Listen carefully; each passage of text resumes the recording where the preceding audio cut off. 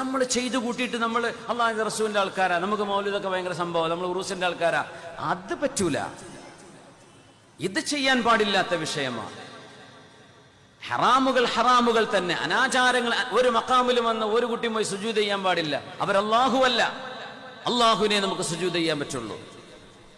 അല്ലാഹുവേ ലാ തജ്അൽ ഖബ്രി വസനൻ യുഅബദ്. ഹബീബിന്റെ ഒരു മുഅ്ജിസത്ത് നോക്കണം. പുണ്യനബി തങ്ങൾ പറഞ്ഞു, റബ്ബേ എന്റെ ഖബർ ഒരിക്കലും ആരാധിക്കപ്പെടുന്ന ഒരു ആരാധനാ മൂർത്തിയാക്കി എന്റെ ഖബറിനെ മാറ്റരുത് റബ്ബേ. ആരുടെ ദുആയാണ്? ഹബീബിന്റെ ദുആയാണ്.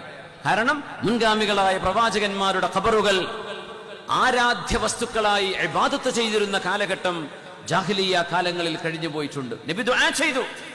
ആ ദുആഇന്റെ മുഅ്ജിസത്ത് ഇന്നും റൗളയിൽ കാണാം. ആരെങ്കിലും അവിടെ ഹബീബിന് സുജൂദ് ചെയ്യുന്നുണ്ടോ? ആരെങ്കിലും ഒരു മുസ്ലിം പറഞ്ഞോ എന്റെ ആരാധ്യനാണ് മുഹമ്മദ് നബി തങ്ങളെന്ന്? പറയാൻ പാടില്ല. നമ്മുടെ മഅബൂദ് അല്ലാഹുവാണ്. മനുഷ്യൻ ആരാധിക്കുന്ന എത്ര ആൾക്കാരുണ്ട് ലോകത്ത്? മനുഷ്യന് സുജൂദ് ചെയ്യുന്നവർ എത്രയെല്ലാം ആളുകൾ, ഏതിനെയൊക്കെല്ലാം ആരാധ്യരായി കടന്നുകൊണ്ട്, ഏതൊക്കെ ഫിലിം സ്റ്റാറുകൾ, മ്യൂസിക് സ്റ്റാറുകൾ, സ്പോർട്സ് സ്റ്റാറുകൾ, ആരെയൊക്കെ എന്റെ ആരാധ്യനാണെന്ന് പറയുന്ന ആളുകൾ ലോകത്തുണ്ട്. പക്ഷെ ഒരു മുസ്ലിമും പുണ്യ മുഹമ്മദ് റസൂലുള്ളാഹി എന്റെ ആരാധ്യനാണെന്ന് പറയൂല. എന്തുകൊണ്ട് പറയൂല? അങ്ങനെ എന്നെ ആരാധിക്കപ്പെടുന്ന വസ്തുവാക്കി മാറ്റരുത് റബ്ബേ എന്ന് ഹബീബ് ദുആ ചെയ്ത ദുആ ഈ ഉമ്മത്തിൽ അല്ലാഹു പുലർത്തി തന്നത് ഹബീബിന്റെ മുഅ്ജിസത്താണ്. അവരാണ് റസൂലുള്ളാഹി സ്വല്ലല്ലാഹു അലൈഹി വസല്ലം. അത് മുസ്ലിമീങ്ങൾ ചെയ്യൂല.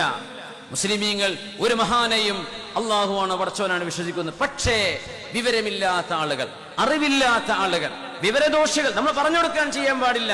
എന്നാലും അജ്മീറിൽ ചെന്ന് നോക്കൂ, അവിടെ ഏതെല്ലാം മതവിശ്വാസികൾ വന്നു വരുന്ന സ്ഥലം, അവിടെ സുജൂദ് ചെയ്യാൻ ഒരു സ്ഥലം തന്നെ ഉണ്ടാക്കി വെച്ചിട്ടുണ്ട്. നമ്മൾ സായിരീങ്ങൾ മഹാനായ ഖാജ മുഈനുദ്ദീൻ ചിശ്തി തങ്ങളെ അവിടെ സിയാറത്ത് ചെയ്യാൻ വേണ്ടി പോകുമ്പോൾ നമ്മൾ നമ്മുടെ അഖീദയിലാണ് പോകുന്നത്, അല്ലേ?